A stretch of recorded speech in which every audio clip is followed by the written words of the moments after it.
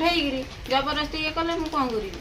ଯେତେବେଳେ ପାରମ୍ପରିକ ପୁତୁରା ହଉ ତେବେ ହଁ ଦର୍ଶକ ବନ୍ଧୁ ଏ ମା ଜଣଙ୍କ କହୁଛନ୍ତି କି ମୋ ପୁତୁରା ମୋତେ ରାତି ସାରା ପେଲିଲା।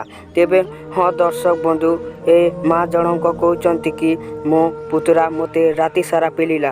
ତ ମା ଆପଣମାନଙ୍କୁ ମୁଁ କହୁଦେଉଛି ଯେ ତମେ ଯଦି ନ କହିବ ତ ଗୋଟେ ପିଲା କେମିତି ଆପଣଙ୍କୁ ଆସିକି ପେଲିବ। ତ ମୁଁ କହୁଛି କି ଆପଣ ଯଦି ରାଜି ନ ହେବେ ତେବେ ତାହେଲେ ଆପଣଙ୍କ ପୁତୁରା ଆପଣଙ୍କୁ ଆସିକି କେମିତି ପେଲିବ। ତେବେ ହଁ ଦର୍ଶକ ବନ୍ଧୁ ଏ ମା ଜଣଙ୍କ କହୁଛନ୍ତି କି ମୋ ପୁତୁରା ମୋତେ ରାତି ସାରା ପେଲିଲା।